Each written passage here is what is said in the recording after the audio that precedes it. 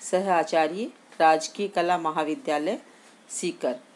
जो टॉपिक चल रहा था अपना चालुक्यों की उत्पत्ति में मूल स्थान से, उसी को आगे कंटिन्यू करते हुए मैं ये स्टार्ट कर रही हूँ। नेक्स्ट है आपका चामुंडे राज 997 से 1009 ईस्वी।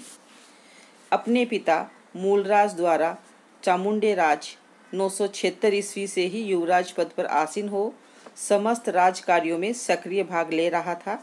हेमचंद्र के अनुसार मूलराज के शासनकाल में वारण को हराने का श्रेय चामुंडे को दिया गया, क्योंकि वह युद्ध का नेतृत्व कर रहा था।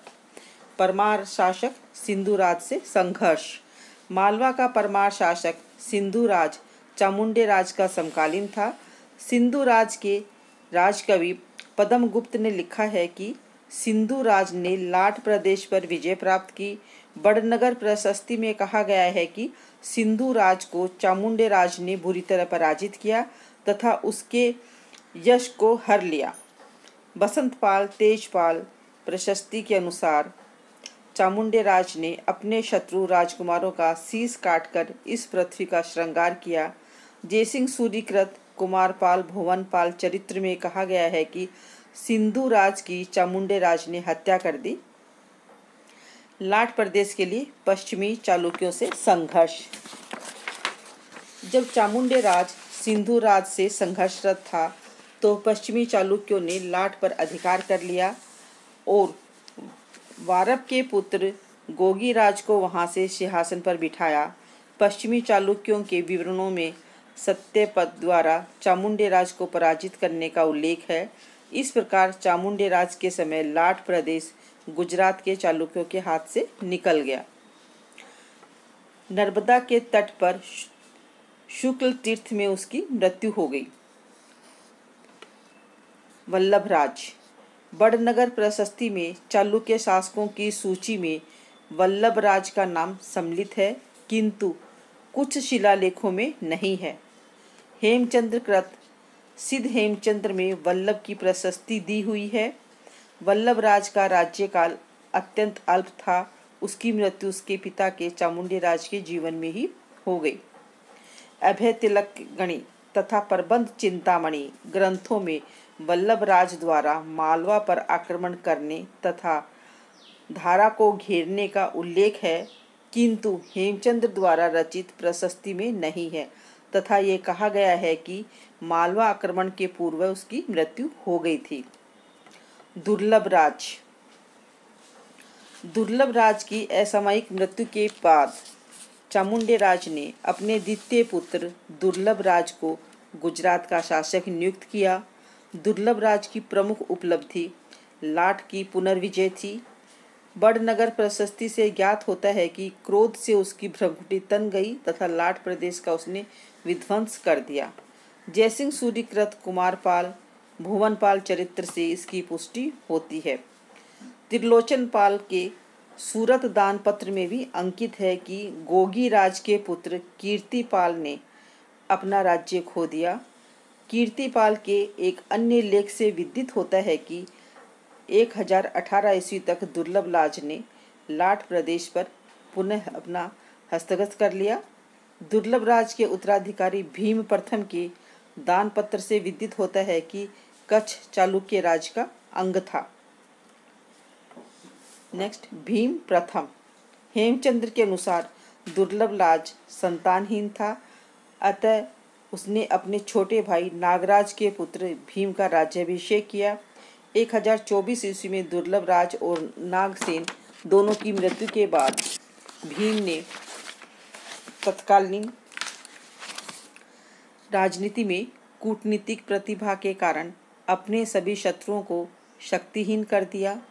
भीम प्रथम के समय महमूद गजनी का आक्रमण प्रमुख घटना थी। महमूद गजनी का सोमनाथ पर आक्रमण। केवल मुस्लिम साक्ष्यों के आधार पर ही इस युद्ध का विवरण मिलता है। मुस्लिम लेखक अलगर्दिस ने 1048 ईस्वी में अपने ग्रंथ किताब जैनुल अखबय में सर्वप्रथम इस आक्रमण का उल्लेख किया है, जिसका अनुवाद भी किया गया है। गर्दिस ने लिखा है कि समुद्र के किनारे बसे सोमनाथ मंदिर पर आक्रमण करने में महमूद को अत्यंत दुर्गम और कष्टमय मार्ग से गुजरना पड़ा। आक्रमण का कारण।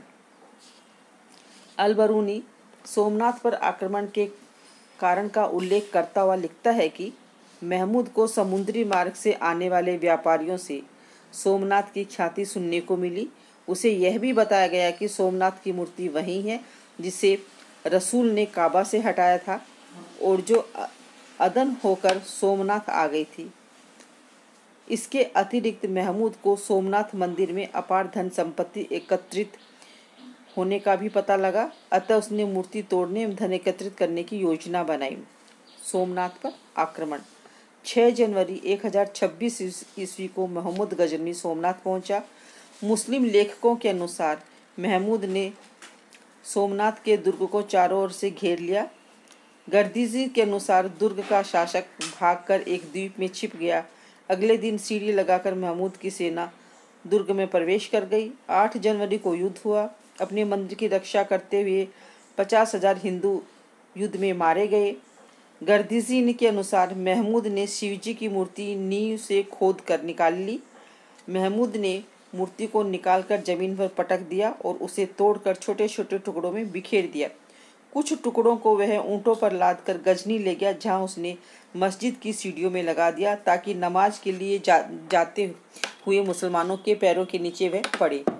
मंदिर को लूटकर काफ़ी धन वह अपने साथ ले गया।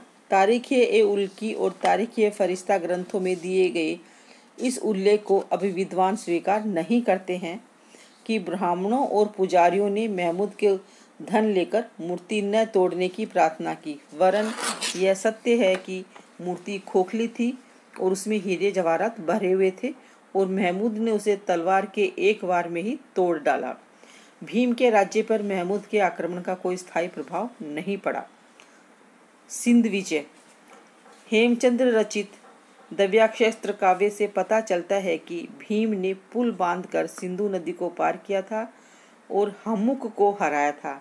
उसने भीम की अधीनता स्वीकार कर ली और मजुमदार के अनुसार ही हुमुक सिंध का कोई राजा था। आबू की विजय। आबू प्रदेश पर पुनः अधिकार करना भी भीम की एक उपलब्धि थी। यहाँ परमारों की एक शाखा का धनुक राज्य कर रहा था। धनुक दुर्लभ राज का सामंत था, किंतु भीम के राज्य काल में उसने विद्रोह कर दिया था। इससे भीम ने उस पर आक्रमण कर उसे अपदस्थ कर दिया था। बाद में धनुक भीम को प्रसन्न कर अपना सामंत पद पुनः प्राप्त करने में सफल हो गया था। भीनमाल पर अधिकार। भीनमाल में परमारों की एक शाखा का राज्य था। भीम में इस पर आक्रमण कर इसके राजा कृष्ण राज को बंदी बना लिया। बाद में नाडौल को चौहान राजा बाल प्रसाद ने कृष्ण राज को भीम के बंदीगृह से मुक्त करवाया। नाडौली के चौहानों से पराजय। भीम नाडौल जीतकर मारवाड़ में अपना विस्तार करना चाहता था। फलस्वरूप उसने नाडौल पर कई बार आक्रमण किए, पर उसे हर बार वहाँ के चौहान शासकों में अनिल, अनिलिति, बाल प्रसाद और बिंदुराज से क्रम से मात खानी पड़ी। भीम और भोज परमार। प्रबंध चिंतामणि से भोज परमार के साथ भीम के संबंधों का पता चलता है। पहले भीम और भोज मित्र थे, किंतु आगे चलकर भोज की आक्रमणकारी नीति के कारण उसके संबंध बिगड़ गए। भोज ने अपने दिगंबर जैन सेनापति कुलचंद्र को ऐसे समय भीम के राज्य में आक्रमण करने को भेजा जब भीम राजधानी में नहीं था। वह सिंध पर आक्रमण करने गया था। कुलचंद्र ने अनिलवाड़ा को लूटा और जयपत्र प्राप्त किया। भीम भोज से बदला लेने के अवसर की तलाश में रहा। उसे यह अवसर मिल गया जब कलचूरी नरेश कर्ण की प्रतियोगिता भोज में प्रारंभ हुई। तब कर्ण भीम से मिल गया। उन दोनों में सम्मिलित रूप से 1055 ईस्वी के आसपास मालवा पर दोनों ओर से आक्रमण कर दिया। दोनों में यह समझौता हो गया कि भोज की शक्ति को पूर्णतः कुचलने के बाद उसके राज्यों को वे आधा आधा बांट लेंगे। भोज अब बूढ़ा हो गया था और उसके आक्रमण से उसका सारा गर्व चूर हो गया था। उसके बहुत बड़ा धक्का लगा, फलस्वरूप बीमार पड़ा और मर गया। उसकी मृत्यु का समाचार पाकर कर्ण और उसकी राजधानी को लूटकर सारा धन उठाकर ले गए। भीम और कर्ण। प्रबंध चिंतामणि और युद्धाश्रय काव्य से पता चलता है कि भीम और कर्ण के बीच संघर्ष हुआ। संघर्ष का कारण प्रबंध चिंतामणि में बताया गया है कि भोज की मृत्यु के बाद उसके राज्य को लूट के माल में बंटवारे को लेकर दोनों में शत्रुता हो गई थी। वस्तुतः कर्ण के अन्य सभी शत्रुओं चंदेलों, परमारों और कल्याणी के चालुक्यों के साथ मिलकर ही भीम ने कर्ण को पराजित किया होगा। नेक्स्ट है मूल्यांकन, जो आपको अगले व्याख्यान में बताया जाएगा।